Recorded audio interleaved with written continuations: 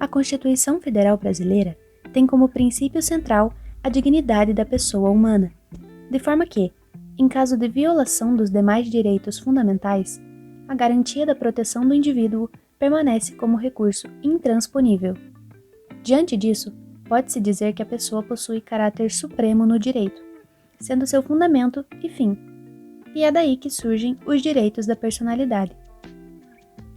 Os direitos da personalidade são definidos como direitos essenciais do ser, que, fundados no princípio da dignidade da pessoa humana, atribuem a ele um espaço próprio para sua existência e desenvolvimento.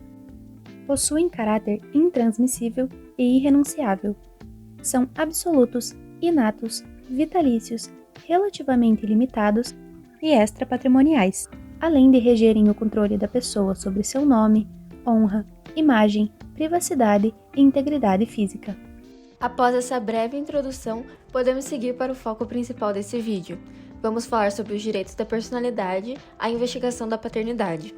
A investigação paternal é realizada através de decisão do Poder Judiciário pleiteada pelo filho para que se estabeleça possível vínculo jurídico com seu pai, uma vez que o reconhecimento da paternidade está previsto nos artigos 1607 ao 1617 do Código Civil, podendo ser um ato voluntário ou forçado, através do qual se estabelece a relação de parentesco.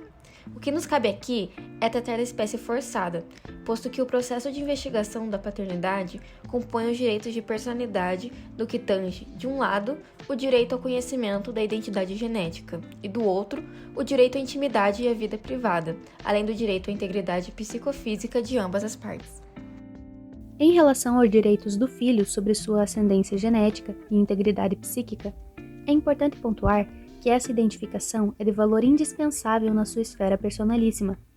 A partir do conhecimento de seus laços, a criança se torna objeto dos deveres do pai no que diz respeito à sucessão, alimentos e nome, além de ser capaz de se tornar conhecedora dos elementos que englobam os aspectos socioculturais de sua existência. A investigação se dá atualmente por meio do exame de DNA, que além de simples, também possui resultados altamente confiáveis.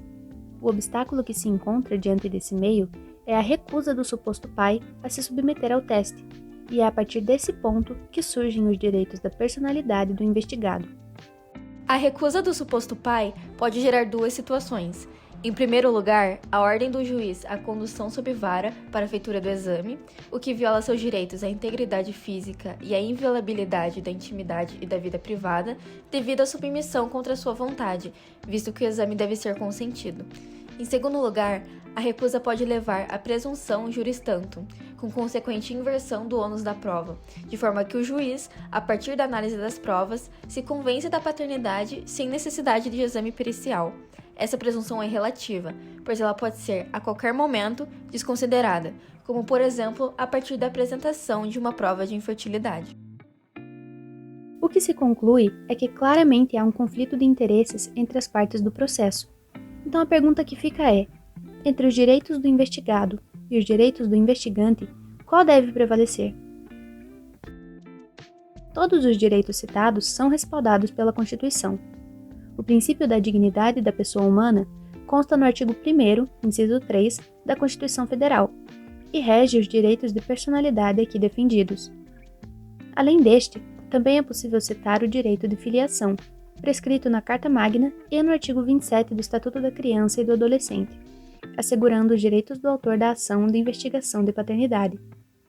A recusa ao teste é respaldada tanto pelo artigo já citado, como pelo artigo 5º, inciso 2 da Constituição Federal, que trata do princípio da legalidade, violado em caso de coerção ao exame sem a previsão de sua obrigatoriedade, além do inciso 10, que dá proteção à inviolabilidade da intimidade e da vida privada. Com essa colisão entre direitos fundamentais, ficou decidido no Supremo Tribunal Federal a prevalência do direito do investigado em 10 de novembro de 1994, com habeas corpus 71.373. Assim, teve-se um impedimento do conhecimento da ascendência genética por meio do exame de DNA nesse caso. Em contrapartida, no recurso extraordinário 363.889, o STF reconheceu que não deve ser impostos obstáculos no exercício do direito fundamental de busca pela identidade genética, justificando como emanação do direito de personalidade de um ser, juntamente com o princípio da paternidade responsável. Dessa forma, é exemplificado o embate entre direitos fundamentais de cada parte. A prevalência de um direito sobre o outro levará a uma relativização.